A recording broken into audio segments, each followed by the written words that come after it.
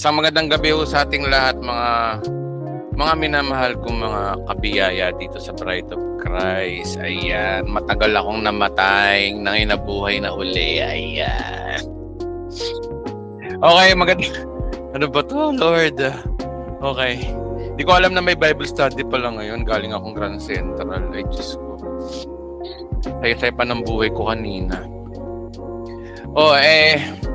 Kauwi ko lang, pasensya na ho kayo. Kundi pag sinabi sa akin ni Ate Cyril, Sir, may Bible study po ba tayo? Ayun. Buti na lang may handa akong preaching. Napagandaan ko na kagabi to. Salamat sa Panginoon, all things that work together for good. Lahat po na nangyayari po sa atin ay ikabubuti daw po natin. Lahat po ng anumang nangyayari po sa atin, kalooban po ng Diyos yun. Tanggapin na po natin katotohanan. Wala nang declare. Kahit anong deklara mo, kung kalooban ng Diyos yung mangyayari sa iyo, wala kang magagawa. Kundi sundin ito. Ayan. Teka lang guys, wait lang.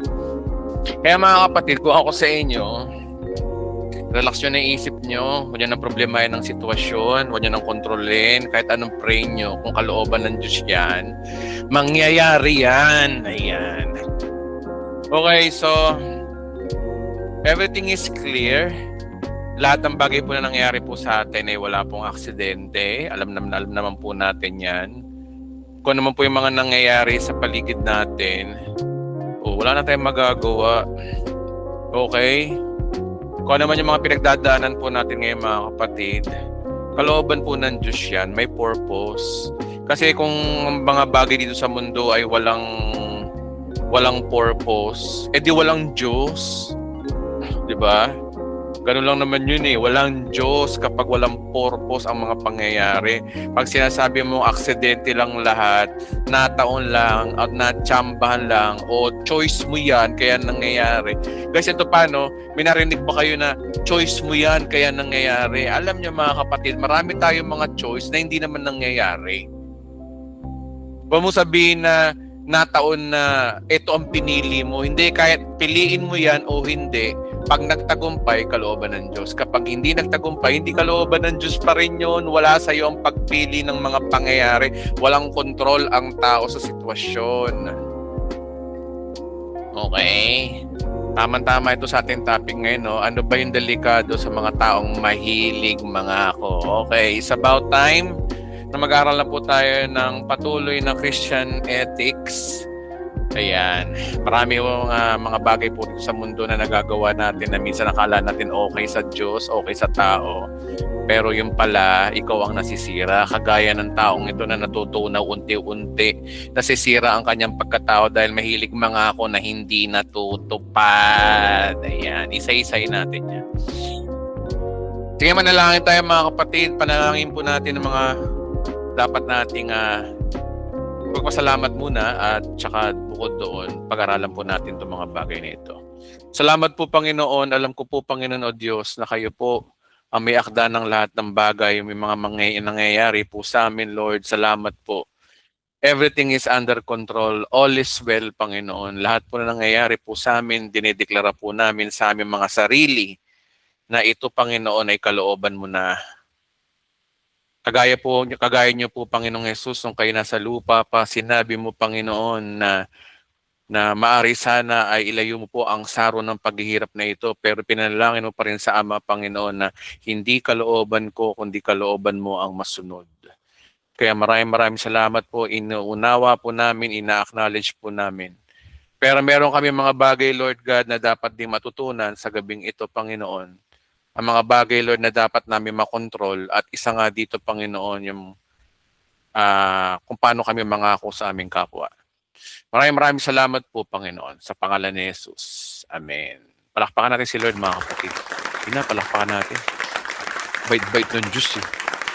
Di ba kayo natutuwa sa Diyos? Magbilang nga kayo ng blessing nyo. Okay. Bilangan niyo yung mga masasakit, bilangan niyo yung mga magaganda. Magbilang ka kayo. Naging mabuti po ang Diyos sa atin. Napakabuti po niya. Deserve mo mapahamak dahil sa mga maling desisyon natin, maling desisyon mo, pero hindi nangyari. Niligtas ka pa rin ng Panginoon kahit na nagkamali ka ng desisyon. Ang tawag po doon ay biyaya, grace. You receiving what you do not deserve. Grace is receiving what you do not deserve. Deserve mong mapahamak sa mga maling desisyon mo, pero hindi niloob ng Diyos ang mangyari. Niligtas ka pa rin. Ayan. Pinili mo yan eh. Ayan. Okay, tama na. Baka saan tayo mapunta na naman, ma-intriga na naman ako, machismis na naman ako. Okay, so, ano ang delikado sa mga taong mahilig mga ako? Okay? Okay, sakit po ng mga Pilipino po yan. OTW na ako. On the way na po ako. Ayan. Yung pala yung on the way niya. Nagbibihis pa lang. Ay, Diyos ko. Alam niyo mga kapatid, nakakasira po ng credibility po yan bilang tao. Yung mga ngako ka tapos hindi natutupad. Delikado po yan. Delikado po yan. Bigyan ko kayo ng sinasabi ng Bible verse, no? Ayan. Sige. Proverbs chapter 3, 25, Kawikaan. Mga awit ni ang mga kawikaan to ni Solomon, ang pinaka matalinong tao daw sa buong mundo ng panahon niya. Eh sabi naman ni Pastor Harold, ito daw yung Mangkanor ng Bible. Ay, Diyos ko Lord, ano ba to? Ayan. Biro mo, 3,000, ilang libo yung girlfriend niya. Ay, Diyos ko, paano mo pagsasama-samahin yun? Ano yung kada isang oras? Paano ka? Ay, Diyos ko. Ayan, si Pastor Harold may sabi nun. Ayan, Mangkanor daw. Ayan. Okay, siya may sabi niyan, pero yung wisdom niya, grabe yung binigay ng Diyos sa kanya, no? 25:14 po ng Proverbs, sabi rito, no? Ang taong puro pangako lamang ay parang ulap at hanging walang dalang ulan. Nakakita na ba kayo guys na kumulimlim? Tapos, uy, uulan na, bilis, tago tayo, ano, takbo na tayo. Nagtatakbo ng mga tao, silong-silong, tapos hindi naman umulan, maya-maya umaraw. O, ayan daw yung mga ganun tao daw, mahilig mga ako, hindi natutupad, nakakabuisit. Nag-e-expect ka, hindi naman nangyari. Okay? Tingnan ko nga. Wait lang, may titingnan lang ako. Wait lang. Ayan. Kumpleto ba tayo? Ayan. Kumpleto naman pala tayo. O wala ma-offend guys ha. Salita naman ng Diyos to eh. Wait lang guys, wait lang. Oy, mahilig mga ako, di natutupad. Pinangakuan ka na ano, tayo dito. Pinangakuan ka ng isang bagay tapos hindi naman nangyari. Tapos wala ka namang karapatang magreklamo kasi pinangakuan ka nga lang, ikaw pa magrereklamo.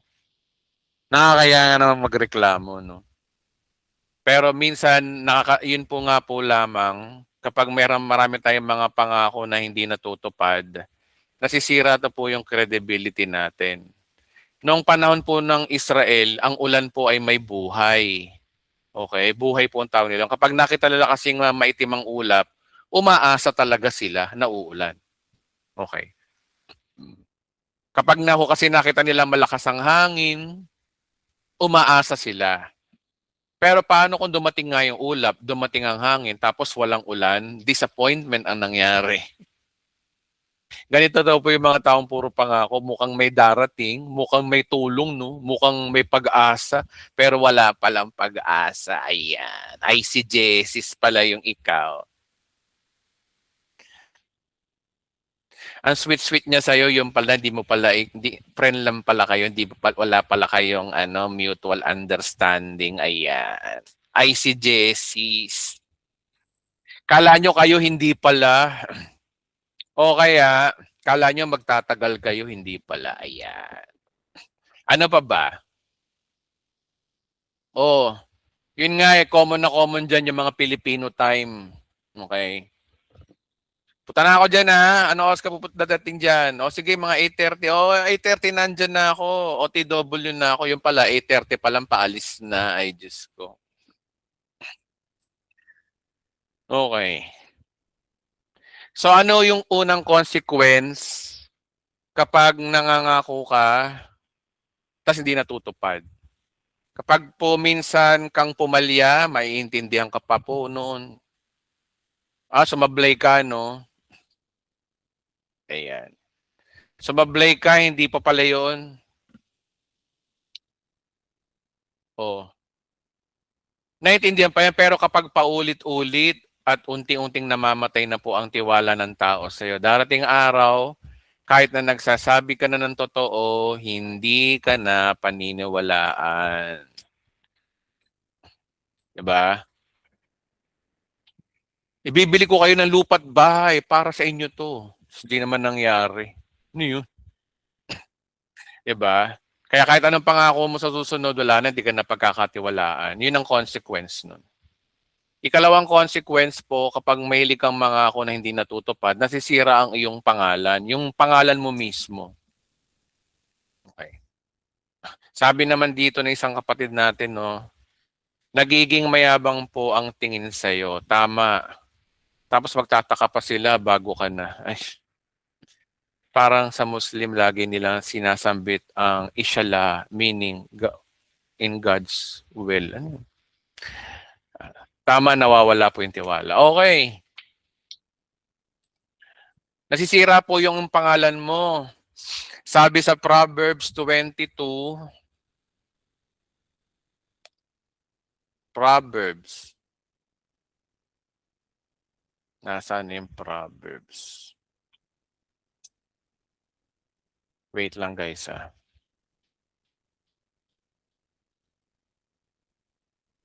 Proverbs chapter 22 verse 1. Sabi rito na mas mabuti pang piliin ang malinis na pangalan kaysa pilak at ginto sa anumang kayamanan. Sira ang pangalan mo kung mahilig kang mangako tapos di naman natutupad.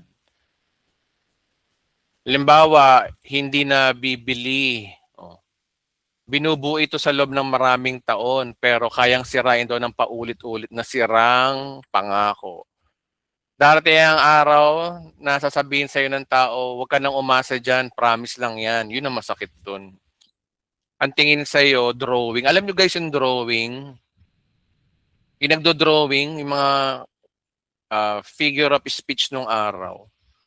Panahon pa ng mga 1990s, 80s. Drawing ka pre, drawing ka pre. Okay. Nag-aaksaya ka lang ng oras sa mga taong mahilig mga ako, hindi naman natutupad. Okay. Tapos magtataka ka pa, bakit ganun ang tao sa'yo, iniiwasan ka na. Kasi nga, mahilig ka magsasalita ng di mo naman tinutupad. Mabuti pang wag ka lang mangako. Alam nyo guys, maganda pa rin yung wag ka lang mangako. Kasi yung iba, kaya naman nangangako, yabang lang, nagyayabang. Pa-impress. Di ba? Pa-impress ba? Di ba? So, yung mga mahilig sa mga ganyan, nasisira po yung pangalan po nila. Ikatlong consequence, nakakasakit po ng damdamin ng iba, yung mga taong mahilig mangako. Hindi lang po yung oras kasi nasasayang eh. Umaasa yung tao, nagpaplano ang tao, nag-a-adjust ang tao, tapos hindi ka pala tutupad. Ang nasisira ay hindi lang schedule, pati yung puso ng mga taong nasa paligid mo. O halimbawa, may usapan kayong mga magkakaibigan, 8:00 usapan, nagdatingan 9:00, nagdatingan 10:00. Kasi ang nangyayari niyan, okay lang sana masayang yung oras mo, kaso sinasayang mo rin yung oras ng ibang tao sa pa-late-late mong dumating. May usapan kayo, late kang dumating. Nag-aantay sa'yo yung tao, nag-a-adjust sa'yo yung tao. Maagang dumarating, tapos hindi naman natutupad. Okay? Wait lang guys wait lang.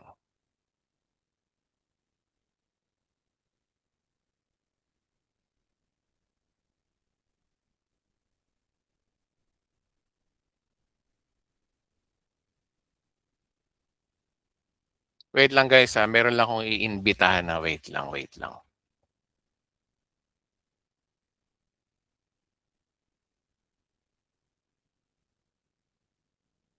Attend kayo ngayon, ayan. Meron akong mga kagrupo rito na gusto kong pa-attendin eh.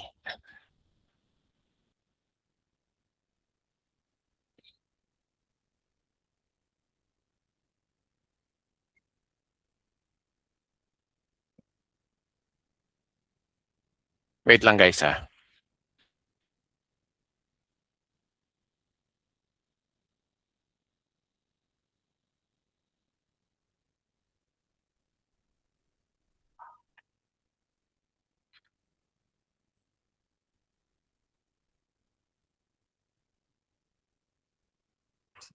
Okay? Okay, wait lang guys ha.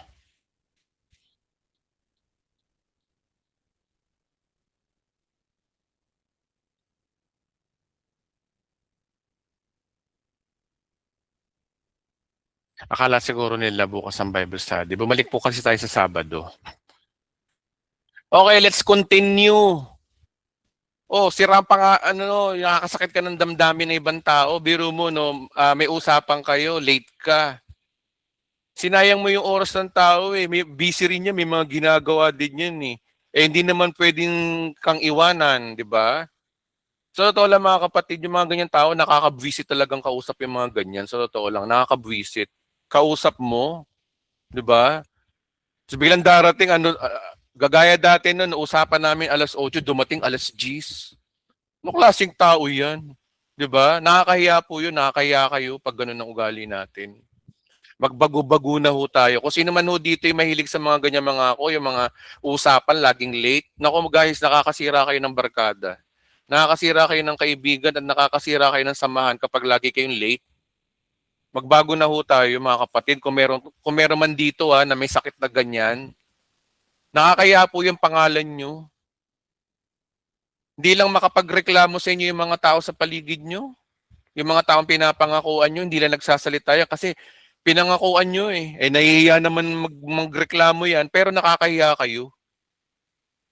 Totoo lang.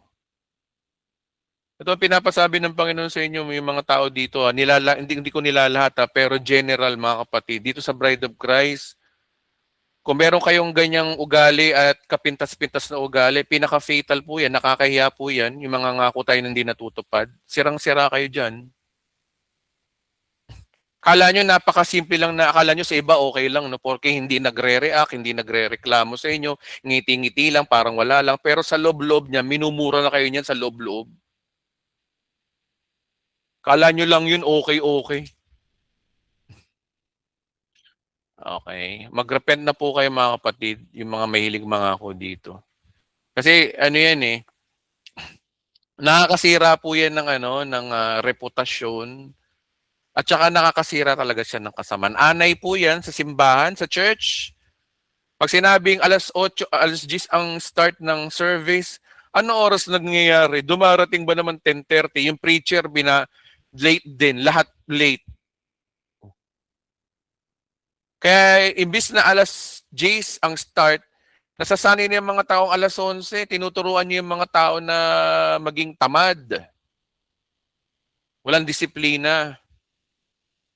Hindi sana naman nagyayabang mga kapatid. Dito sa Bride of Christ, sa Bulacan kami, pag sinabing alas 10, kaysa hodang may tao o wala, start kagad kami.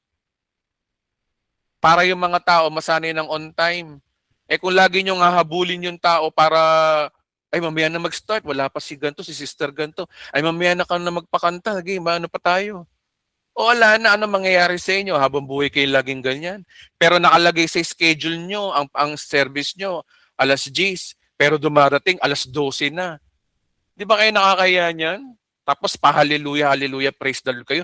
Pakanta-kanta, paiyak-iyak pa kayo sa simbahan, pero ang sasama naman ng mga ugali nyo, palate-late kayo. Anong klaseng simbahan yan? Magsarado na kayo ng church nyo, oy.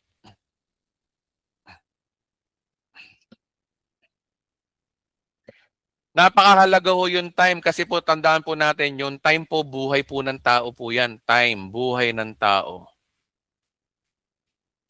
Kapag yung buhay ng tao ay binawasan mo ang kanyang time, buhay niya ang binabawasan mo. O hindi lang sa time, yung mga mahilig mga ako dyan. Nakakaya kayo, sa totoo lang. Shame on you sa mga mahilig mga ako. Huwag na lang kayo mga ako, yabang lang kasi problema sa ating mga Pilipino eh. Kasi ano lang, pabida-bida ba? Maganda pa yung ano na lang, yung meron kang gagawin, wag mo nang ipangako. Surprise na lang kaya, no? Maganda kaya yung ganun. Yung tahimik ka lang, bigla kang tutulong, bigla kang may gagawin, bigla kang may sasabihin o bigla kang may ibibigay. Maganda kaya yung ganun. 'Di ba? Okay, nakakasira pa, delikado yung mga kapatid. Basahin po natin no, Matthew chapter 5. Guys, ilang buhay na po, ilang relasyon na po ang nasira natin na akala natin hindi, kala mo okay ka pero hindi ko pala okay. Kala yung mga tao papalig-paligid sa'yo, ngingiti-ngiti sa'yo, pero totoo nun, ayaw niya nila sa'yo. Dahil mahilig kang mga kundi natutupad.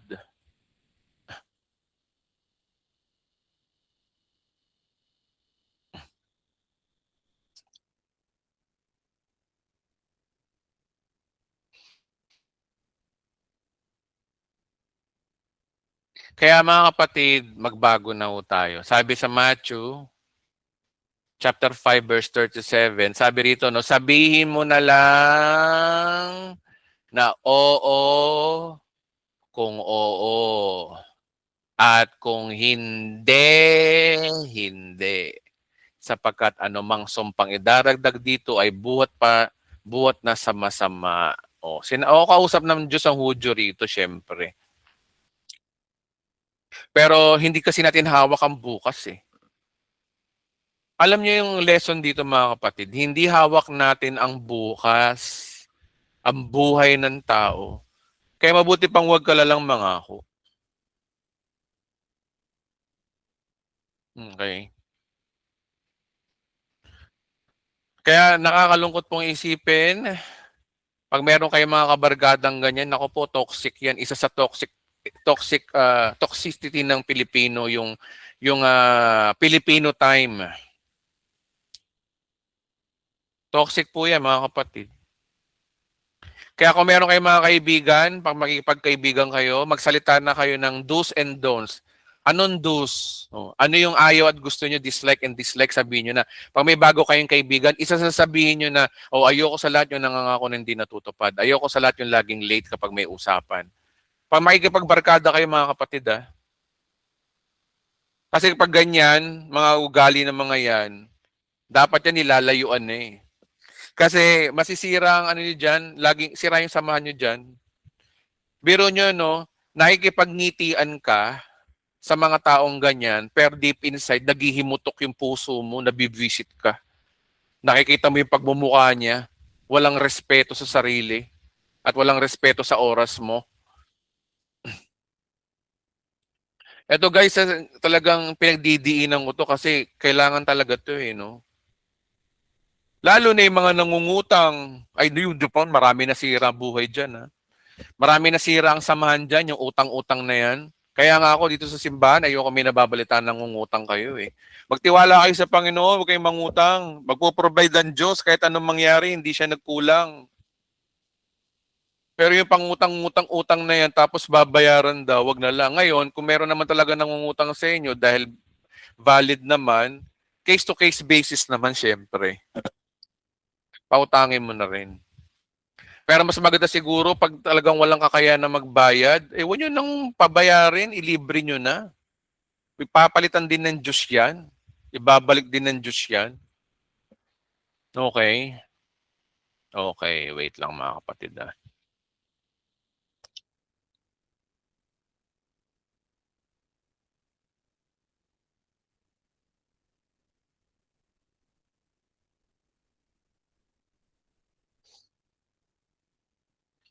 Okay, ano pa ba? Ikalimang consequence. Ito talaga guys, ang pangako talaga na may sinasabing, ito rin ay pagkakasala mo na rin sa Diyos. Pwede ka rin magkasala sa Diyos nito, mga kapatid. Saan sa Bible? Old Testament nga lang. Pero at least nakita natin yung ugali ng Diyos. Ayaw ng mga taong mahilig mangako na hindi natutupad. Kasi ito ay insulto sa kanyang sovereignty na para bang sinasabi mong kontrolado mo ang lahat ng bagay pero hindi mo pala kontrolado. Saan mababasa yon? Sa Mangangaral, chapter 5, Mangangaral. Pastor, rightly dividing tayo. Oh, rightly dividing. Ang rightly dividing the scripture, ina-apply lang yan sa salvation. Bakit? Salvation ba issue rito? Salvation ba? Hindi salvation. Kaya magbabanggit tayo ng Old Testament na rhyme. Okay?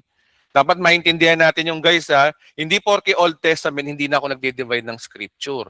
Pag ang topic ay salvation, magde-divide tayo ng scripture. Pero pag ang topic, ugali, pakikisama sa kapwa-tao, kailangan natin tumingin din ng reference sa Old Testament books. At itong mga ngaral naman nito, ito ay kasulatan, ito ay kasabihan. Hindi ito anumang mga alituntunin sa relihiyon. Wala pong ganun. Okay? So dapat maalaman nyo pa rin, interpret the text according to its genre, according to what? According to kung sino yung audience.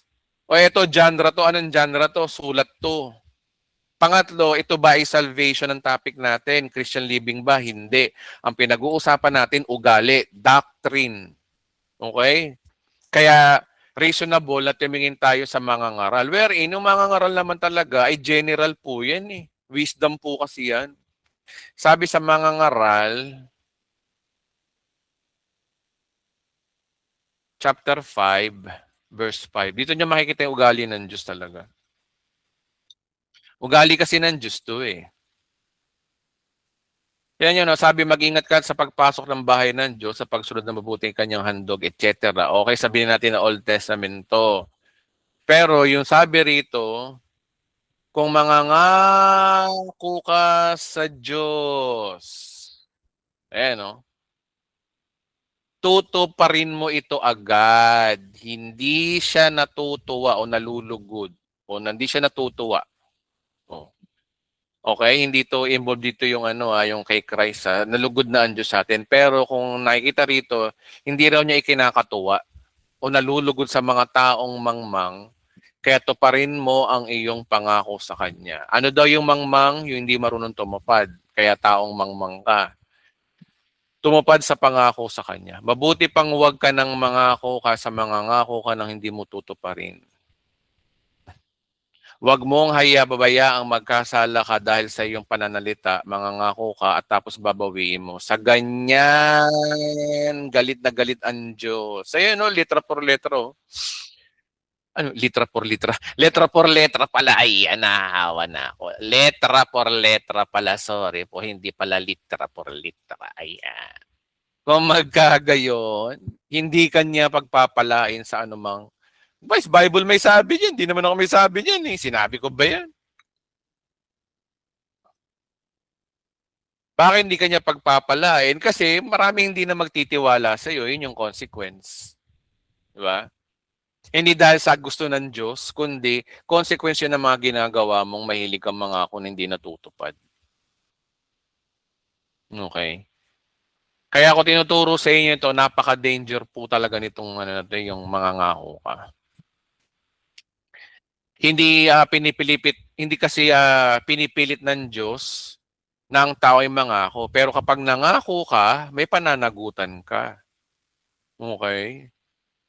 Kaya hindi ka dapat, mga kapatid, nagsasalita tayo dahil gusto mo lang mapahanga yung tao. Mahilig kasi tayong magpahanga, magpa-impress, pang mangangako ka. Uy, pupunta tayo ng Hong Kong, ganito gagawin natin, ganyan, ganyan, ganyan. Yung pala, hindi naman pala totoo. Wala ka palang pera, pampunta ng Hong Kong, nagyayabang ka lang. Pero nangangako ka na.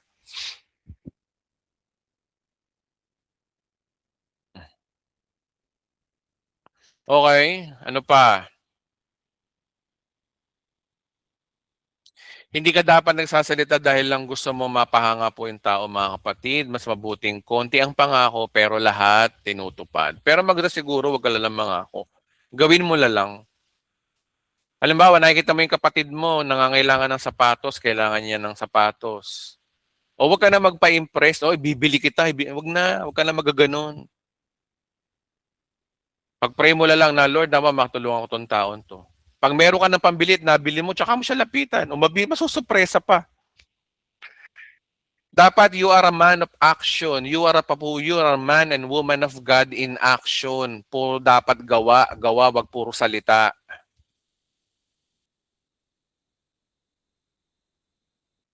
Okay? So, anong life application dito? Wag tayong puro, halimbawa sa mga magulang, no? Kahit sa mga anak natin, kung may mga magulang dito. Wag mo sabing, anak, next week, tapos wala.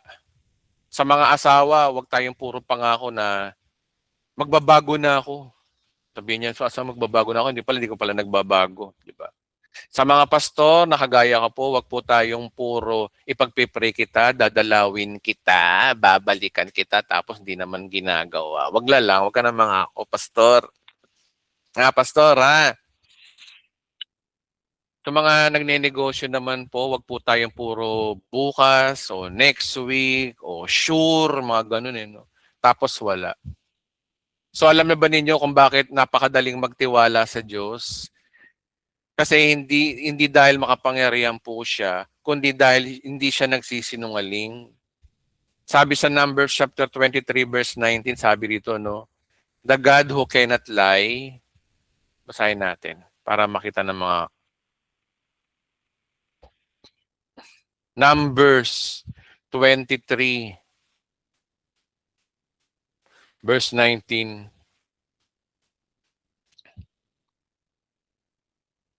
Sabi rito, no, ang Diyos ay hindi sinungaling di tulad ng ang Diyos ay hindi sinungaling na tulad daw ng tao. Ano mang sabihin niya ay kanyang gagawin. Kung mangako man siya, ito'y kanyang tutuparin. 'Di ba? Ang Diyos daw ay marunong tumapad, hindi raw agad daw ng tao, mahilig mga ako, hindi natutupad. Tinutupad po niya. Okay? Kung nais nating maging katulad po ni Kristo, maging tao tayong may isang salita. Meron kang one word, hindi yung parami dahil mong sinasabi, hindi naman natutupad. Puro ka daldal, puro ka chat-chat, puro ka sat-sat, di ba? Kapag nagsabi ka, oo, oo talaga. Kapag hindi, hindi. Mabuti pang wag lang mga, guys, ganito na lang. Para hindi ka mapahiya, wag ka lang mga ako. Gawin mo lang.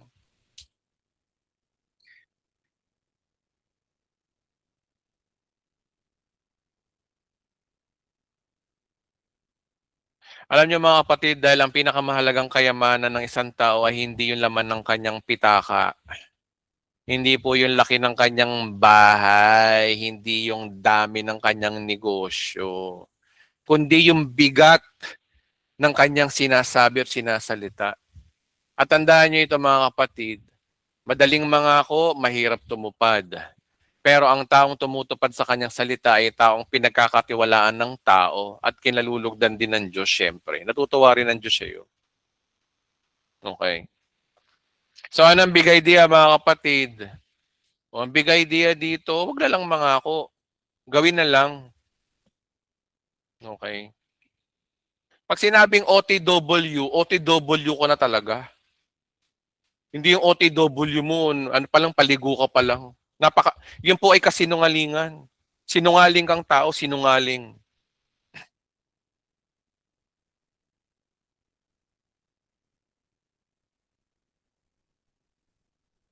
Isa kang sinungaling na tao kapag inangangako ka, hindi ka tumutupad sa pangako.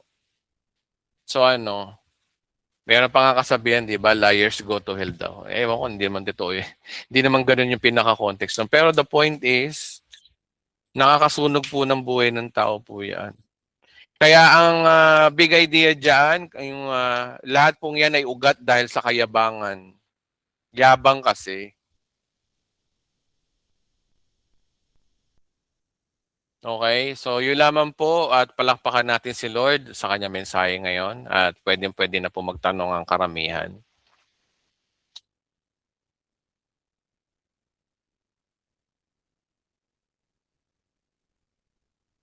Sige po, pwede na mo magsalita yung mga gusto magtanong at sa awa at biyaya ng Diyos, sasagutin po natin habang pumapalakpak po tayo sa Panginoon. Magsalita lang po kayo mga kapatid .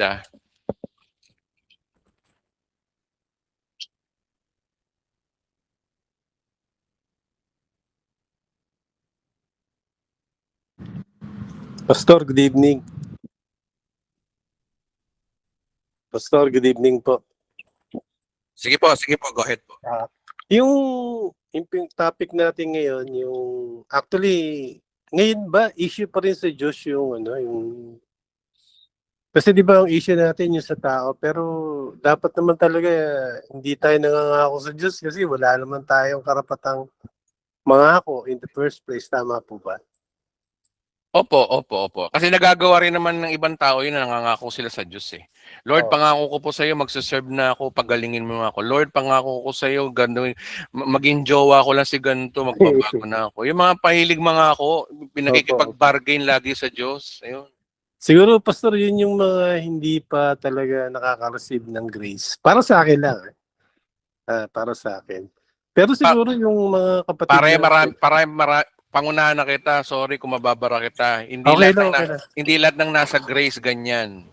Okay. Tanggapin natin ang katotohanan na kahit na nasa grace na, barubal pa rin mga ako. Merong ganyan. Pero hindi siguro sa Diyos, pero sa tao siguro, yun ang nakikita ko lang. Siguro sa tao, marami pa rin nangangako. Pero ang hirap kasi, makikipag-compromise ka sa Diyos. Ilalang ka lang naman, tapos makiki-compromise ka ng mga ako, di po ba? Para sa akin lang, Pastor. Oo naman. Though, ang Diyos, siguro sa panahon ngayon, hindi niya na pinapansin yung issue mo sa kanya. Ang issue mo na lang yung sa tao. Tama po ba? Oo, kasi kung ano sabi 'di ba sa Bible, kung anong ginagawa mo sa kapwa mo, ginagawa mo sa akin. Tama. Yun lang, Pastor. Yun lang naman yung tanong ko. Salamat po. Sige po, salamat. Patuloy lang po tayo sa pag-aaral mga kapatid.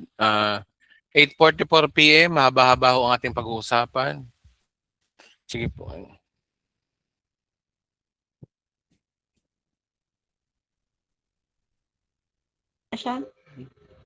Tanong lang po kayo. Hello, Pastor. Good evening po. Good evening po. Go ahead po. Sige po. Yung tanong ko lang po, Pastor, paano po natin malalaman kung yung blessing ay galing kang God or galing kang Satan? Si Satan po hindi po marunong mag-bless at hindi siya nakagawa ng bless. Lalo lang po yan. Invento lang po yan ng mga pastor. Lahat po ng blessing ay galing sa Diyos. Tandaan po natin yan. Huwag nating i-glorify si Satan na marunong siya mag-bless. That's not true. Wala sa Bible, invento lang po yan ng mga born again na pastor na nakasanayan natin. Saan sa Bible na si Satanas nagbi-bless? Saan sa Bible?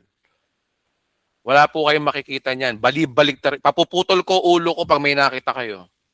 Na nasa Bible na si Satan ay nagbi-bless. Ang nagbe-bless po ang Diyos. Ang problema lang kasi mindset ng tao. Ang problema kasi sa tao, pag ang tao binibless, lalo na kung unbeliever, inuhusgahan kagad na sinasabi na, ay hindi namang Christian yan kaya binibless yan. Blessing yan galing kay Satan. Tinan nyo, no, yung tinuturo sa atin ng mga pastor na ng araw, puro judgmentalism. At isa nga yung ganyan mga idea. Kaya wala pong ganyang katuruan, kapatid, na si Satan nagbe-bless. Lahat po ng mga magagandang bagay ay galing po sa Diyos.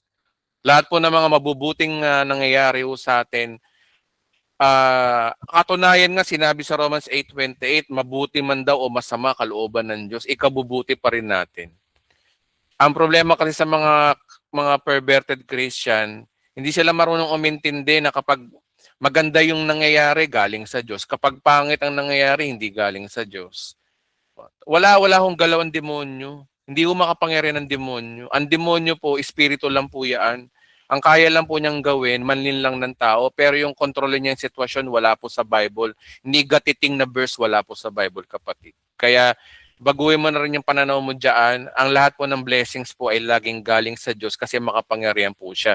Kasi kung sasabihin natin si Satanas nagbi-bless, ibig sabihin walang kwenta pala yung Diyos natin. Ano silbi ng Diyos? Kung si Satanas na kalaban niya nagbi-bless, ano yun? Ano inaisa ng Diyos? Di ba? Pero kung iisipin mo na ang Diyos ay makapangyarihan sa lahat, walang puwang si Satanas para makumontrol. Wala, ni tao, ni anghel, wala. Lahat po ng bagay na nangyayari po ay kalooban po ng Diyos. May purpose po siya. So yun lang po kapatid ang masasabi ko sa sinasabi mo po. Thank you, Pastor. God bless. Salamat po. Enjoy your blessing po. Salamat.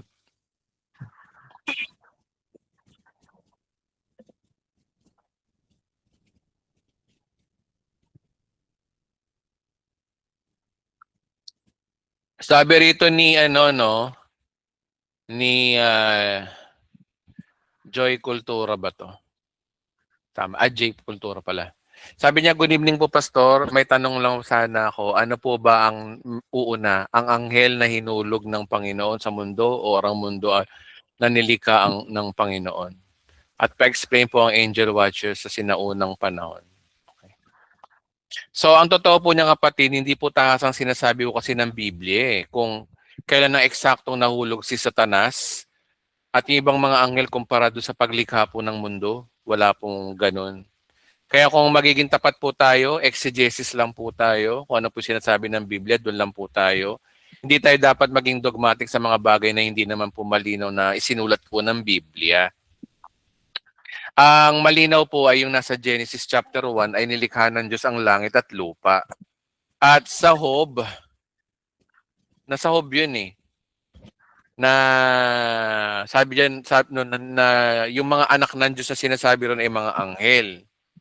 At sabi ron, nagalak daw habang nililikha daw ng Diyos ang mundo. Ibig sabihin, naroon na ang mga anghel bago pa matapos ang paglalang sa daigdig. Ngunit wala pong talata nagsasabing nahulog na si Satanas bago palikhain ang mundo. Wala pong ganun.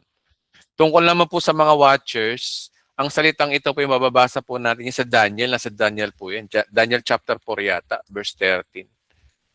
Sa context po ng Daniel, yung mga watchers po ay mga banal na anghel na nagmamasid at nagsasagawa ng mga utos ng Diyos.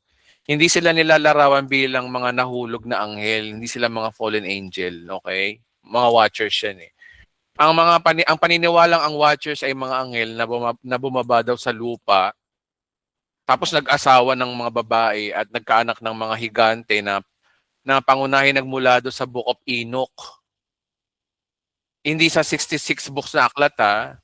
Bagamat binanggit din sa Genesis chapter 6 po bilang suporta rito, hindi naman po sinasabi doon na ayon sa context na ang mga anak ng Diyos ay mga anghel. Wala rin naman po sinasabing ganon. Dahil dito, iba't iba po yung pananaw po ng mga Bible scholars. Pero kung exegesis po tayo, hindi po sinasabing anghel po yung mga anak ng Diyos. Sinabi lang mga anak ng Diyos. We don't know what kind of created beings yung mga yan yung sinasabi sa Bible na watchers o mga anak ng Diyos. Kaya kung Bible lamang po ang pagbabatayan po natin, ito po ang masasabi natin na sigurado tayo dito. Nilikha muna ng Diyos ang mga anghel bago matapos po yung paglalang ng mundo, mga kapatid. Ngunit hindi malinaw kung kailan po yung pinaka-eksakto nga nangyari. Yung sinasabi niyo pong nag-fall o nalaglag si Satanas. At ang mga watchers po sa aklat ng Daniel po ay mga banal na anghel lang po na lingkod ng Diyos. Hindi po sinasabi mga fallen angel. Pag sinabi mong fallen angel yon, eisegesis ka na, ikaw lang nag-i-interpret. Wala naman sinasabing fallen angel yun eh. So ano man po lampas dito ay kailangan po natin kasi tayo maging maingat mga kapatid. Kasi alam naman natin, itong channel na to ay nagpo-promote na po ng exegesis. Yun lamang po.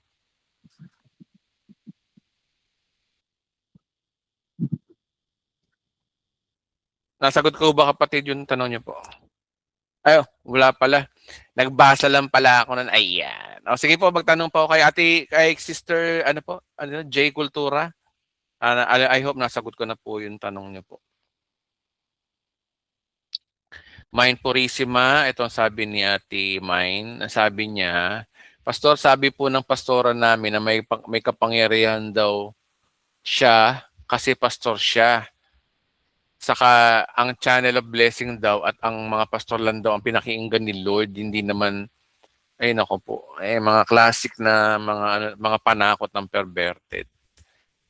Sabi ko kasi alam niyo po no, kung pagbabatayan po natin yung Biblia, hindi po totoo ang mga pastor lamang ang pinapakinggan ng Diyos, malaking kalokohan 'yun. Siya lang yung touch not the anointed one of God daw. Okay. Kasi ang bawat po mga believers na na kay Kristo ay malaya pong nakakalapit sa Diyos. Okay? Ba't kailangan pa ng pastor? Ano yung mediator? Pastor nyo? Diyos ko. Hebreo chapter 4 verse 16, basahin natin na. Sabi sa Hebrew chapter 4 verse 16, sabi dito, kaya't huwag tayong mag-atubiling lumapit sa trono ng Diyos na mahabaging Diyos upang makamtan natin ng habag at kalinga sa panahon natin ng pangangailangan. O ba't kailangan pa ng pastor nyo? Niloloko lang kayo ng pastor nyo, gusto lang na ng offering niyan. Diyos ko, para mag-offering kayo. Kaya maniwala doon sa mga pastor na gusto lagi nila, sila yung kasama. Yung mga nagsasabi na ang pastor ganto, ganyan. Actually, dito sa Bride of Christ, kami mga pastor dito, hindi po kami rito, ahead. Kami po yung mga lingkod ng Diyos. Naglilingkod lang po kami. Ako, si Princess, si Pastor Harold, tsaka si Pastora Hazel, lang po kami rito, tagapaglingkod lang po kami dito. Wala pong mga kung ano-ano. Wala pong kung sino yung superior. Okay? At sinabi rin sa 1 Timothy nga, chapter 2, na iisa ang Diyos, isang tagapamagitan sa tao, ang taong si Kristo Jesus. So hindi pastor po yung tagapamagitan, si Kristo po lamang, mga kapatid ha. Totoo po ng pastor ay may mahalagang tungkulin po ng mangaral po, magturo at magpastor sa atin. Ngunit hindi po siya yung channel na kailangan daanan upang pakinggan po ng Diyos yung ating mga prayers. Dahil kay Kristo, ang bawat po tayo ay anak ng Diyos na maaring lumapit na po sa Ama anong mang oras. Kung ang ibig sabihin ng inyong pastora ay ginagamit ng Diyos ang mga pastor upang maging pagpapala sa iba, totoo po yun. Ngunit kung ang ibig niyang sabihin ay pastor lamang ang pinapakinggan ng Diyos at ang mga ordinaryong mga Christian ay hindi, naku po, wala na po sa hulog yung pastor niyo. Magpatikin na po siya sa psychiatrist, nababaliw na po siya. Ayan, wala sa Biblia yon. Kaya ang ating pananampalataya hindi po kasi nakasalalay sa isang tao, kundi kay Kristo Jesus, mga kapatid. Okay. May tanong po rito si Bernie Policarpio. Sabi, Pastor, tanong ko lang po, yung menor de edad na pumatay, ito po ba ay desisyon ng bata o pinahintulot po ng Diyos? Magandang tanong po yan, mga kapatid, no? Kasi kung pagbabatayin natin yung Biblia, ang kasalanan ay bunga po ng maling desisyon ng tao. Ay kasalanan yun hindi ng Diyos. Ang Diyos ay maaari magpahintulot ng mangyari isang bagay, ngunit hindi siya yung may akda ng kasalanan. Kagawan pa rin ng tao yan. Pero pinahintulutan niya. Alam mo, desisyon mo magkasala ngayon. Di pinahintulutan ng Diyos. Pero ang tanong, Diyos ba may gawa? Hindi, ikaw, pinahintulutan lang niya mangyari. May purpose ang Diyos. Magkakasala ka ngayon, hindi nangyari. Ang Diyos pa rin ang may control, pero ikaw ay may desisyon. So, ganun din po rito. Okay? Kung ang isang minor de edad po na ay nakapatay, ang pananagutan sa ginawa niya ay nakabate po sa desisyon at pangyayaring umahantol lang po doon. Hanggang doon lang po yun. Hindi natin maaaring sabihin na ipinagawa yun ng Diyos, no? Kalooban ng Diyos yun. Huwag niyo pagbintangan ng Diyos doon. Okay? Sabi sa James nga, di ba? Nakalagay sa Santiago yun, kapag tinutokso ang isang tao, wag natin sabihin na siya ay tinutokso ng Diyos. Basahin nga natin, saan ba nakalagay yun? Santiago. James, chapter 1, verse 13. Huwag sabihin ni naman na tinutokso siya ng Diyos na kapag siya ay dumaranas ng pagsubok, sapagkat ang Diyos ay hindi maaaring matukso at hindi rin naman niya tinutokso kahit sino. Okay. So, naniniwala rin tayo na may kapamahalaan ng Diyos sa lahat po ng bagay at kaya niyang gamitin po yung mga masasakit na pangyayari para mangyari lang po yung kanyang kalooban o yung kanyang purpose. Gaya po ng sinasabi po sa Romans 8:28, di ba? Ngunit magkaiba po yung pagpapahintulot ng Diyos at yung pagiging may akda ng kasalanan. Ikaw yung gumawa nun, pero pinahintulutan lang ng Diyos. Hindi ang Diyos na may kagagawa nun, ikaw ang gumawa nun. Okay, may pahintulot. Dapat maintindihan natin yung mga kapatid. Okay, kaya ang pinakamatinding big idea dito mga kapatid, ang pagpatay po ay bunga po ng maling desisyon yun. Hindi ng Diyos. Okay? Maring pinahintulutan to ng Diyos na mangyari, ngunit hindi siya magtutulak o mag-utos na gawin po ang kasalanan. Never, never, never, never ganun ang Diyos natin. Tayo pa rin ang makasalanan, hindi ang Diyos. Alam niya ang mabuti at masama, alam niya ang masama, pero hindi siya masama. Ang masama tayo mga tao. So yun po yung pagkakaiba nun. Sige po, pwede na po magtanong po yung iba, mga voice po, pwede po magtanong.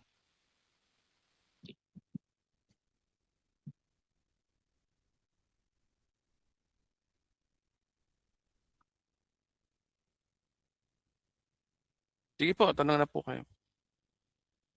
Pastor, bakit wala po sa Bible ang Book of Enoch? Hindi siya nakasama eh. Kasi ang mga yung Old Testament books, mga Hudyo may gawa niyan. Nasa kanila yung pagsama ng Panginoon kaya hindi nasama yung Book of Enoch. So, tandaan po natin, walang anumang pangyayari sa mundo na hindi kalooban ng Diyos.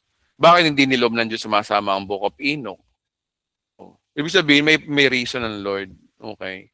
Kung sasabihin mo na, baka gusto ng Lord na ilihim muna ito at sa huling araw malalaman, ay si Jesus ka na. Ikaw lang may sabi nun.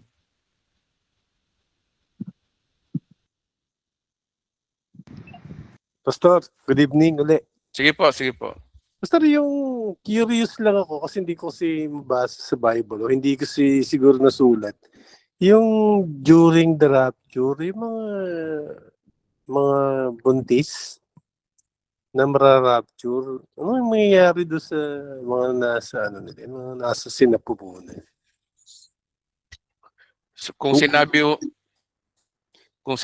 ng Biblia na ang mga mananampalataya ay mararapture, doon lang po tayo. Pero yung mga ganyan, wala akong sinasabi. Hindi ko.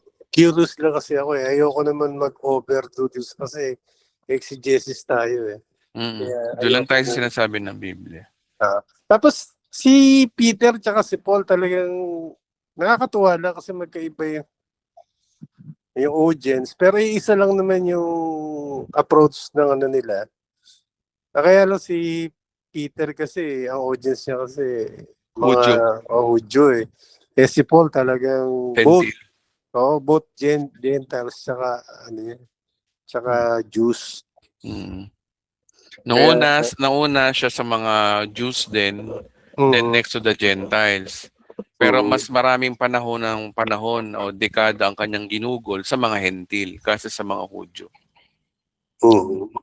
Hindi rin nakasulat kasi sa Bible. Hindi ko rin nabasa kasi. Pinag-aaralan ako na si Peter na umapproach siya, nagturo siya sa mga Hentil. Nasa Acts chapter 15 yung kapatid. Meron po. Sige po. Si Cornelio, basahin mo yung kay Cornelio. Siya pala yung si Cornelio. Kasi yung Cornelio, hindi po yung ice cream iba ho. Pastor. Gets ko. Pilosopo. Yun lang, Pastor. Salamat po. Ay, Corneto pala yun. Mali. Sorry. Pastor. Salamat. Magkatunog kasi. Kaya, salamat, Pastor. Salamat. Sige po. Sabi rito ni Bea. Teka lang Sabi rito ni Bea, Pastor, tanong ko lang po, kapag Christian ka na at nakakilala ka na, pero hanggang ka na grupo kaloob, ano po ba ang magkakaroon pa ba ng gang kahit nakakilala ka na sa Panginoon? Pero nasa gang ka ng grupo, kaloob po ba ng Diyos na magkaroon ka pa ng gang, parang fraternity? So kung ang isang tao kapatid ay tunay na sumasampalataya na kay Lord, Hindi ibig sabihin na agad mawawala yung lahat ng kanyang dating impluwensya, dating barkada, o mga kinabibilangang grupo. Ngunit habang lumalago siya sa pananampalataya, mga kapatid, unti-unting binabago ng Diyos ang kanyang isip, asal at yung pamumuhay. Kaya yung bunga pong yan, sa Diyos pa rin galing yan. Huwag nating hanapan ng bunga kagad yung tao. Eh dapat Christian ka na, dapat wala ka na dyan sa fraternity na yan. Hindi ganun kapatid. Niloloko mo lang ang sarili mo. Malayo ka sa katotohanan, hindi ka nagbabasa ng Biblia. Ang sinasabi ng Biblia, bunga nga eh. Pag sinabing bunga, oh, ganito lang yan eh, naitanim na yung salvation. Ang salvation nauna, tinanim. Tapos magbubunga yun bandang huli.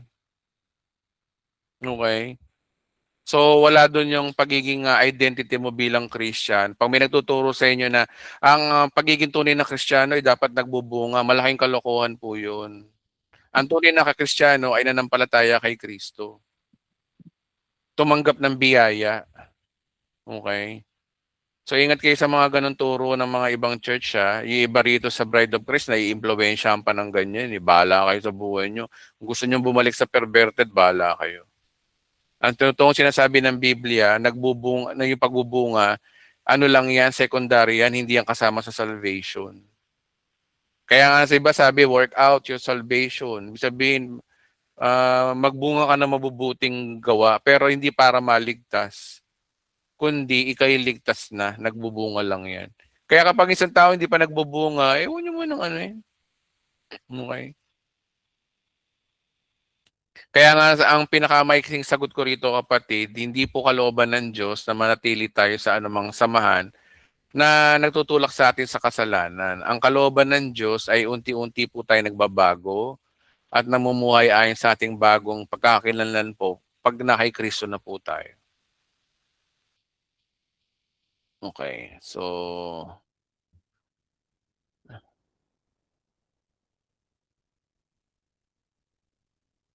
sige po, tanong na po kayo mga kapatid.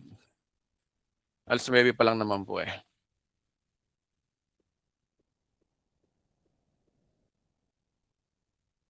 So we will finish this session until 9:30. Sige, tanong lang po kayo. Thank you po kay Lord at sa inyo po. So, ay, glory to God po.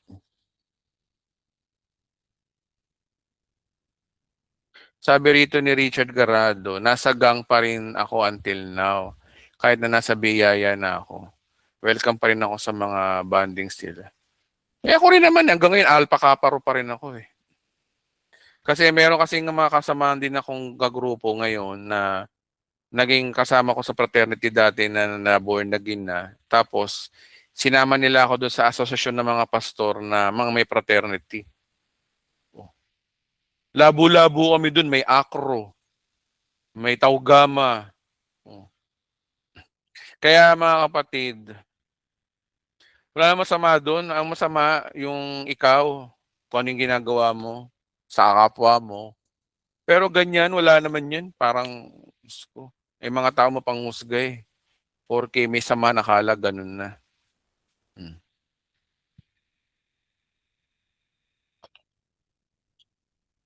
Pastor, bakit dalawa po ang morning star? Si Jesus at Satan daw po. Sana masagot po. Anong morning star? Ay, okay. Kala ko yung motor star pala yung iniisip ko. Motor pala yung iniisip ko. Sorry. Ayan. So, ang marami po kasi nalilito dito, no, na pareho silang tinawag na morning star. Pero magkaiba po yung context at magkaiba po ng kahulugan. Si Satanas ay tinawag na morning star. Nakasulat po yan sa Isaiah chapter 14 verse 12 at sa ilang salin ng Biblia sa Latin ay Lucifer or morning star. Ang salitang ginamit doon ay tumutukoy po sa sinasabi pong the shining one or star of the morning, tala sa umaga. Bilang paglalarawan sa kanyang dating mataas na katayuan bago ang kanyang pagbagsak. Sa context naman ng Isaiah chapter 14 mga kapatid, no, kung babasahin po natin po yung Isaiah 14, pagbagsak po yun ng hari ng Babylonia. Pero maraming naniniwala na mas malalim ito sa pagtukoy kay Satanas. Samantala si Jesus, mga kapatid, iba naman yun eh. Si Jesus, bright morning star. Nasa Revelation chapter 22 verse 16 po yan eh. Kabisado ko yung verse na yun. Revelation chapter 22. Si Satanas, morning star. Si Jesus Christ, bright morning star. Magkaiba sila. Ako ang si Jesus na nagsugo sa aking anghel upang ang mga bagay na ito pinahayag sa inyo. Ako ang mula sa ako ang maningning na bituin sa umaga. Maningning, merong bright morning star. King James. Ayan o, bright morning star. Pero si Satanas, morning star lang. Okay. So magkaiba po yung konteksto, no? Kay Satanas po kasi, kagaya na sinabi ko sa inyo kanina, morning star lang po yun. At ito po ay sumisimbolo sa dati po niyang kalagayan bago siya maghimagsik laban sa Diyos. Si Kristo naman po ay bright morning star. Ito ay titulo ng karangalan na nagpapakita na siya po ay nagdadala ng liwanag at pag-asa at simula ho ng bagong umaga o bagong araw. So magkaiba po yung mga kapatid, huwag kayo malilito doon ha. Tsaka isa pa, no? Okay na siguro, okay na yan. Okay na, baka maubusan tayo ng oras. Sige po, tanong pa ho kayo. Pastor, magandang gabi po. Meron ako tanong. Good evening po. Sige po, go ahead po. Pastor, tungkol dun sa, di ba tayo mga hentil? Ano daw tayo yung, may na-explain ba na sanga daw tayo ng ulibo na, ano ba yun? Sa ibang sanga, tas pinutol, tas parang graph ba? Tayo dun. Yun daw yung mga hentil sa Romans 11. 17 ba? Nata yan, Pastor. Mhm. Opo. Yung kasi parang, kasi ano kami ba, nag-aaral kami every night, ganyan. So, nag-share kami ba ng topic about sa word ni Lord. Ganyan. Tapos, parang explain namin kung ano, ang hentil, ano ba, Pastor. Then, Opo. parang sa tingin ko po na, parang mas marami man tayong mga hentil kaysa sa mga audio. Opo, kasi ganito po yan, no? Kung babasahin po natin yung buong context ng Romans 11, marami po kasi nga gumagamit po ng verse na yan o chapter na yan para sabing ang mga hentil ay sanga. Ay pwede ring maputol anumang oras. Okay. Pero kapag binasa natin yung buong context, iba po yung tinutukoy po ni Pablo dyan. Ang tema po ng Romans 11 ay hindi po yung pagkawala po ng kaligtasan ng isang Kristiyano. Ang tema po ay yung Israel. Sa Israel nakapokus. At ang mga hentil sa plano ng Diyos. Iba yung plano ng Diyos, kung ano yung plano ng Diyos sa Israel tsaka sa mga hentil. Yung sinasabi ho doon na po ng ulibo, ay larawan po ng lugar ng pagpapala ng Diyos sa kanyang plano at pagtubos. At saka yung tunay na sanga po roon, tumutukoy po sa mga Hudyo. Yung tunay na sanga. At yung ilan po, wait lang po mga kapatid, huwag muna kayo magana. Ang ilan sa kanila ay naputol dahil sa kanilang hindi pananampalataya kay Kristo. Mapuputol ka talaga kapag hindi ka nanampalataya kay Kristo. Kagaya din ang sinasabi niya sa John chapter 15, di ba? So samantala, yung mga hentil ay nahalin tulad daw sa sangang ligaw. Sangang ligaw daw tayo na idinugtong lang sa puno sa umagitan po ng faith. Saan yun? Basahin nga natin. Romans, balikan nga natin yung verse. Romans chapter 11 verse 20, nandun yun.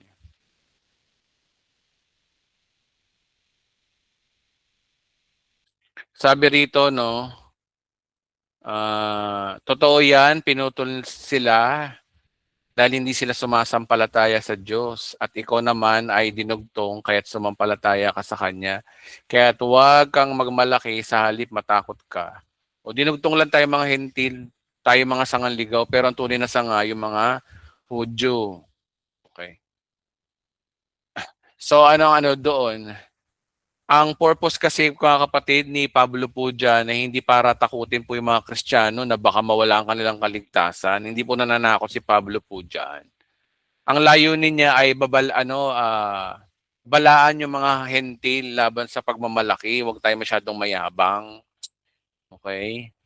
wag nating isipin na dahil sa tinanggihan na maraming Hudyo po yung Mesiyas nila, wala nang lugar ang Israel para sa plano ng Diyos. Di pa ho tapos ang Diyos sa Israel, hindi pa. At makikita po natin yan, tingnan natin, nandito yun eh. Mga kapatid, isang hiwagang nais ko malaman sa inyo upang hindi maging mataas ang palagay ninyo sa sarili. So ang context nito na wag maging mayabang ang mga hentil, okay? Yun ang purpose ng chapter na to. Sabi, at pagmamatigas ng Israel ay pansamantala, tatagal lamang yun hanggang mabuo ang takdang bilang ng lahat ng mga hentil na lalapit sa Diyos. Okay. At kung titingnan natin yung 29, sabi rito, sapagkat hindi nagbabago ang isip ng Diyos tungkol sa kanyang kaloob at pagtawag. So ano ibig sabihin nito mga kapatid? Ang context po ng 11 ng Romans ay tungkol po sa programa ng Diyos para sa Israel at sa mga hentil. Hindi tungkol sa pagkawala ng kaligtasan po ang pinag-uusapan dyan ng isang individual Christian. Ang sanga po sa Romans 11 ay hindi larawan ng isang ligtas na Kristiyanong maaaring mawala ng kaligtasan. Ito po ay larawan po ng Israel. At yung mga hentil lamang ay bilang ng mga grupo po kasi yan sa plano ng Diyos. Ang babala lang po ni Pablo rito ay laban sa pagmamataas nating mga hentil. Huwag tayo masyadong pakumpiyansa porque ni-reject ng mga Hudyo ang Mesiyas nila at nabaling sa atin ang plano ng Diyos muna. Wag daw tayo masyadong magmalaki. Yan ang sinasabi ni Pablo dito. Kaya maaari sana, doon lang mo tayo sa context bumase. Yun lang mga kapatid. Thank you, Pastor. Yan lang po. Salamat. Pastor, itatanong ako. Sige po. Tinatry kong i-type ko nung lumalabas na letter. Hindi maintindihan. Sige po. Ito yung tungkol dun sa relationship and fellowship. Kasi, di po ba, kumbaga ano po yung masasabi nyo? Tayong mga na-born again Christian, hindi na kailanman mawawala o mapuputol ang relationship natin sa Diyos dahil kay Kristo Jesus.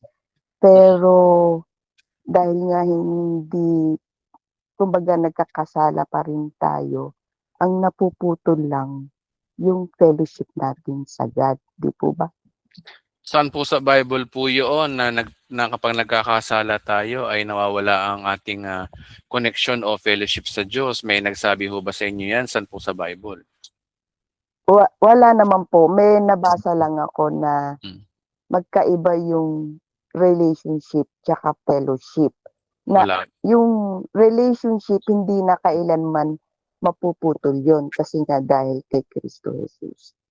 Pero pagka nagkakasala ka, ang nawawala yung fellowship mo sa God. Parang Wala. ganun. Paki-explain nga po. Wala po sa Bible yung tinuro sa inyo niyang kapatid. Wala. Ang nasa Bible ito, no? Romans 5:27.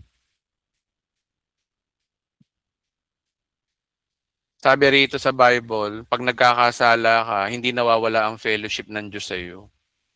Ang sinasabi lang ng Bible, when sin abound, grace More abound.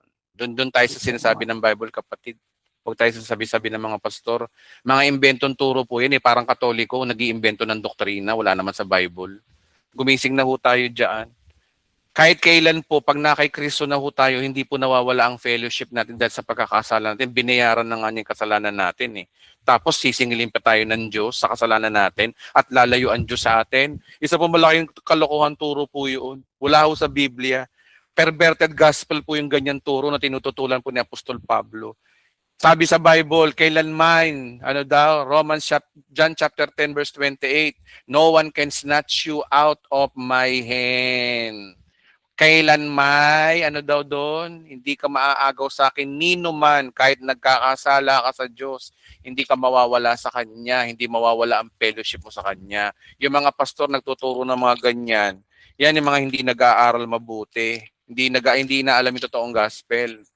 Sinabi na nga sa Bible na pinangako ng Diyos na hawak ka na ng Diyos anak, hawak ka pa ng Diyos ama, tapos nagkakasala ka lang, bibitawan ka ng Diyos. Isang malaking kalokohan po yun. Kasi wala sa Biblia, at sinabi na nga rin dito sa Romans chapter 5 when sin abound, grace abound. Kung ang lalong dumadami yung kasalanan, lalong nananagana yung biyaya ng Diyos sa atin.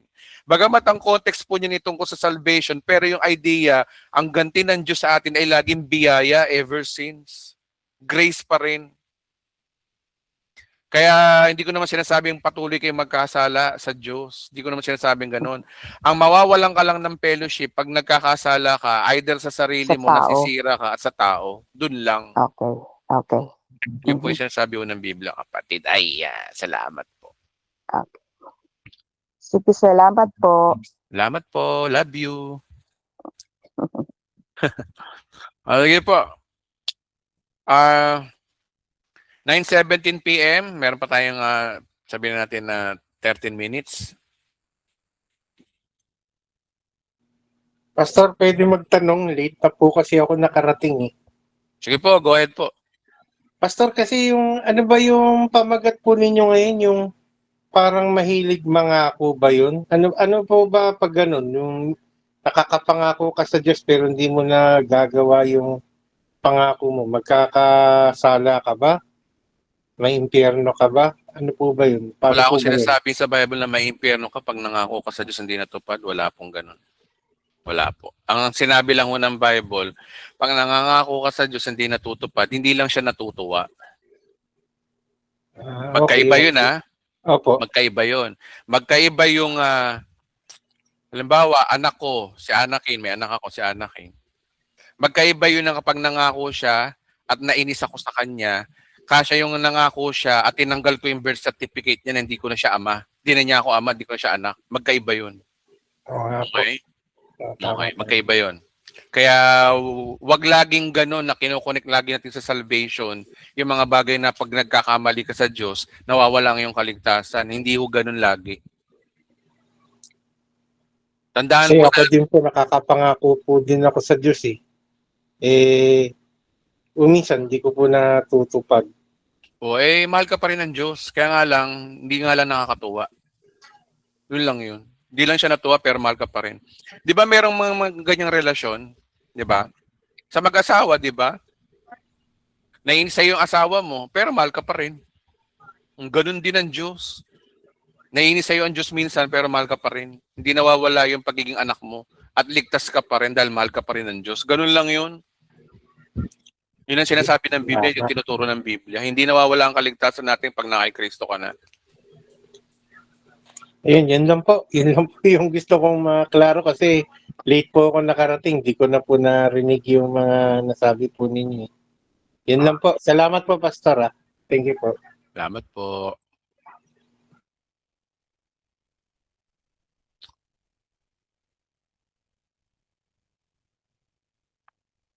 Okay, so anong oras na po? 9:20, okay lang, 10 minutes pa. Pwede namang magtanong. Ang sabi rito, may tanong dito, bakit inilihim pa ng Diyos sa mga Israelita ang pagkamatay ni Moses? At bakit pa pinag-aagawan ang bangkay niya ni Miguel Arcangel at Satanas? Okay, magandang tanong to Kasi dapat po kasi may dalawang pangyayari sa tinatanong ninyo po. Una, bakit inilihim ng Diyos ang libingan ni Moses? Pangalawa, bakit pinag-aagawan ni Miguel at ni Satanas ang katawan ni Moses? Yung una muna, bakit inilihim ng Diyos ang libingan ni Moses? Basahin nga natin. Ay sige guys, huwag na basahin. Alam nyo na yun. Nasa Deuteronomy po yun. Alam naman po natin. Deuteronomy chapter 3 po yun nandun. Na namatay si Moses sa lupain ng Moab. Alam ko, ganun Kasi kung sabi mo ng Biblia, inilibing siya ng Diyos. Ngunit walang nakakaalam ng kanyang libingan hanggang sa araw na iyon.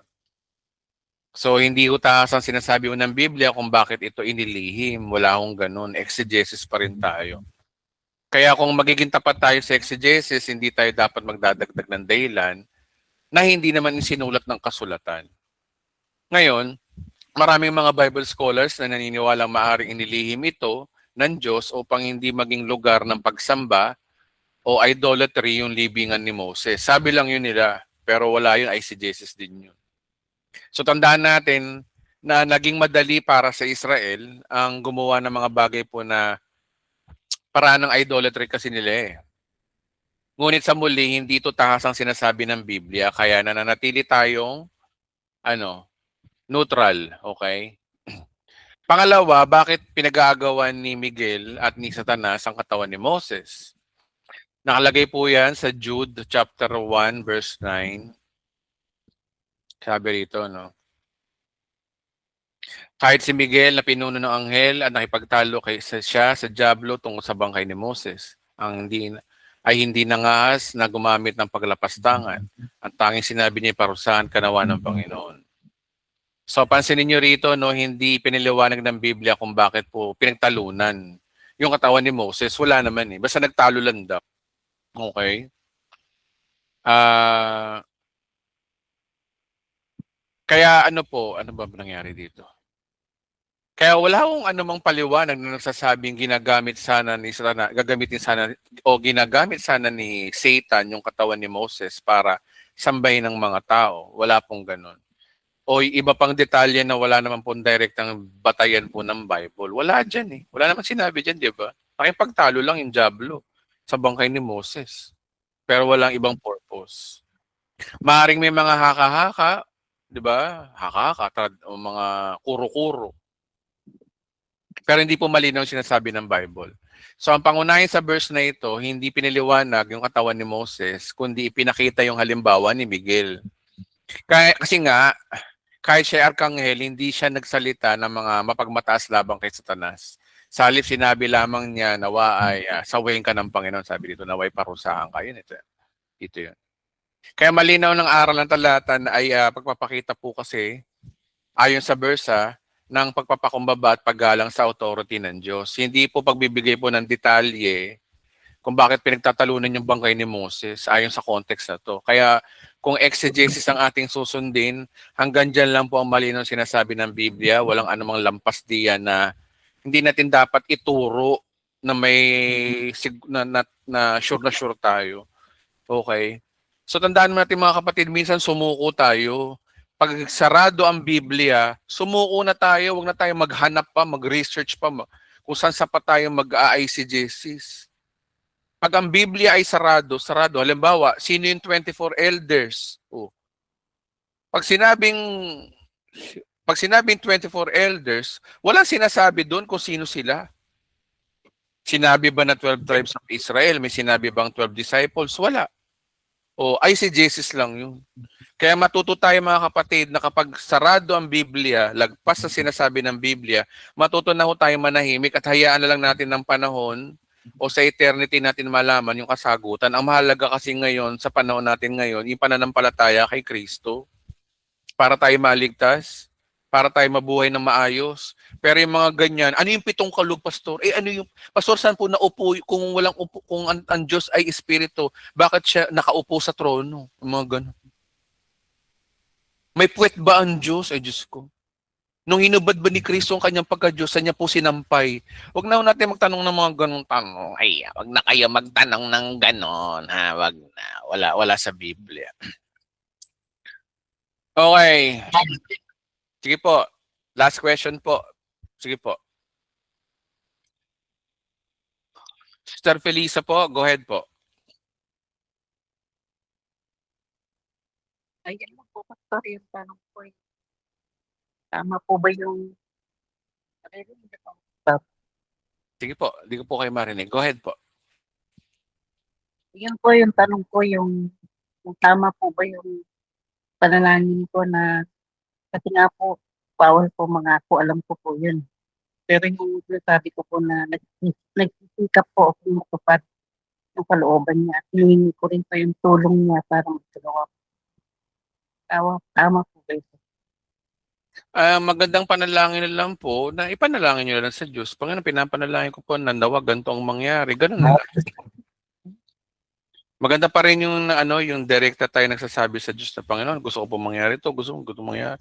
Mahabagin po ang Diyos natin. Sinabi nga sa Hebreo 4:13, mahabagin ang Diyos natin. Pakinggan tayo ng Panginoon. Di na po kailangan pang mangako sa Diyos, makipag-bargain sa Diyos. Di na po kailangan.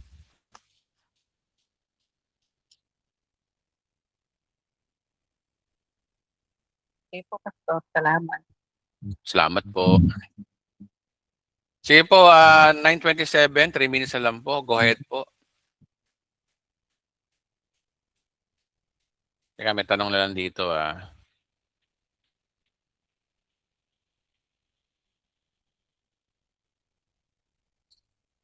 Okay, so balik tayo dun sa topic natin kanina. Bilang pagtatapos din po ay yun po, nakakasira po ng relasyon po yung mahilig tayong mangako na hindi natutupad. Mga kapatid, kung meron kayong ganyang ugali, magbago na po tayo. Hindi ho makakabuti ho sa atin yan. Mabuti pang wag ka lang mangako kasi ikaw masisira. Okay? Tsaka yung mga pa-late-late, marami naman kasi reason ba tayo nalilate pero yung meron tayong kausap na kapatira natin tapos sasabihin mo ay OTW ka na. Pero yung OTW mo, hindi pala OTW, nandun ka pa pala, naliligo ka pa lang. Kasi sinungalingan yun nagsisinungaling ka. You are committing a lie. Okay. Sa malaking kasinungalingan po yun. Nakakala natin okay lang, no? Kala natin, halimbawa, okay lang na usapan alas 9, dumarating ka alas 12. Yun po ay isa pong yung mga tao sa iyo, ngingiti-ngiti lang sa iyo pero totoo nun sirang-sira ka na. Totoo nun hindi nalulugod ang tao sa iyo. So kasi sa ugali mo na mahilig ka mga hindi naman natutupad. Pag dumarating ka, lagi kang late. Hindi ka tumutupad sa usapan. Magbago na ho tayo mga kapatid, mahabang panahon na ho tayong ganun. Kung meron man ditong ganun na nakakahiya po yung ganyang ugali. Kasi yung ganyang ugali po natin na mahilig tayo mga na hindi natutupad, yung mga tao, oo lang sa'yo ng oo, pero totoo nun, visit na visit sa'yo yung tao. Nangingit-ngit sa'yo sa galit dahil lagi kang late, wala kang kwentang kausap. So, totoo lang mga kapatid. Masakit itong sinasabi ko, panahon na para magbago tayo. Maging pleasing po tayo sa harapan po ng tao. Pag hindi natin, ganito lang yan may usapan kayo alas 8. Pag alam mong malilate ka, magsabi ka, kapatid, pasensya na kayo, medyo malilate yata ako. Yun, reasonable pa yun. Pero yung di ka na nga nagsasabi, late ka pa pagdating mo, di ba? Saan ka nakakita na darating ka, tapos na yung usapan, di ba? Na-visit na sa'yo yung tao. Biro mo, no? Nakita nga kayo, pumunta ka nga. Pero yung tao, habang kasama mo, may lihim na visit sa'yo, di ba? Mga kapatid, negative po yung ganun. Kaya panahon ng mga kapatid, kung meron tayong ganyang ugali, magbago na kayo. Hindi nyo alam, nakakahiya po kayo. Hindi nyo alam yun. Kala nyo lang okay sa kapwa yun, nakakasira po yun ang pagkatao po natin. Alam nyo mga kapatid, alam ko masakit itong sinasabi ko sa inyo. Gusto ko sabihin sa inyo yung totoo. Nagsasabi lang naman ako ng totoo Pinili nyo ako maging pastor, wala kayong magagawa. Kung di man pastor nyo, ganito magsalita, diretso. Kasi kung gusto niyo yung pastore, yung yung binobola kayo, wala. Hindi tayo lalago. Walang mangyayari sa buhay natin. Hindi ko naman sinasabing perfecto ako mga kapatid. Ako rin minsan nalilate. Pero ang best practices talaga dyan, pag alam mo malilate ka, magsabi ka lang, guys, pasensya na malilate ako. Guys, ganito. Kahit pang may mga pangako ho tayo, magbusina ka lang. Kasi hindi naman tayo perfecto rin Sabihin na natin na, pastor hindi natin hawak ang oras. Siyempre. O kung nakapangako ka na at mukhang hindi mo matutupad, magsabi ka na. Naku kapatid, mag-apologize ka na, mag-sorry ka na. Hindi parang wala kang pakialam, parang walang nangyari. Nakikipag-usap ka pa, nakikipag-plastikan lang sa iyo yung tao. Nakakaya po yung mga kapatid. Kaya nawa, mangusap po ang Panginoon sa inyo. Kung meron man dito na ganun po ang ugali, nawa mangusap po ang Panginoon sa inyo ngayon para maging mabuti po kayong Kristiyano sa harapan ng tao at wala kayong nakakaaway. Marami kayong nakakaaway niyan eh kapag lagi kayong nangangako na hindi natutupad. Marami kayong makakaaway niyan. Hindi yan healthy sa relationship. Napakaano po niyan, anay po yan sa samahan. 'Di ba? Sinasayang mo yung oras ng mga tao nag-aantay sa iyo. 'Di ba? Ikaw lang inaantay, no? Tapos hindi ka pa marunong mag-sorry. Diyos ko. Mahalaga po yung sorry, mga kapatid. Pag nagkakasala tayo sa mga kapatid natin, say sorry. 'Di ba? Hindi naman kawalan ng pagka-tao mo yun at kaya o pagkalalaki mo yung magsasorry ka. Ano lang naman yun, 5 letters lang naman yun eh. Sabi mo, mga kapatid, sorry na-late ako. That's it. Pero yung yung wala kang sasabihin, Diyos ko, nakakaya po yun. Maraming salamat po at patuloy lang po tayo sa pag-aaral po natin at binabalik ko uli yung pag-aaral natin sa Christian Ethics. Panahon na. Next week po, ang pag-uusapan naman po natin yung tinatawag na yung mga awayan-awayan sa simbahan, yung mga chismisan sa simbahan, at saka yung mga pagsisinungaling, yung mga yung natalakay na natin yung crab mentality, di ba? O yun, marami po tayong pag-uusapan tungkol sa mga character traits. Panahon na para magturo na po ako ng Christian Ethics. Tapos na po tayo sa mga pahinga muna tayo sa mga gospel kasi alam na natin yun. Napakahalaga ho talaga ng karakter. Kahit anong sabihin mo na kahit gaano kakagaling sa Bible, kung karakter mo sablay, wala ka rin pagkakaiba sinasabi ni Kristo na by their fruits thou shall know them. Kaya mahalaga po yung tinuturo natin yung karakter. Maraming salamat po. Mahal na mahal ko po kayong lahat. Enjoy your blessings. Thank you, Pastor. Pastor Edwin, Salamat po. Salamat po, Pastor. Bye. ako makikinig lang lagi. Enjoy your blessing. Okay, maraming salamat po. Mahal na mahal ko po kayong lahat. Guys. Maraming salamat po. Mahal na mahal ko po kayong lahat. I love you all. Enjoy your blessings po.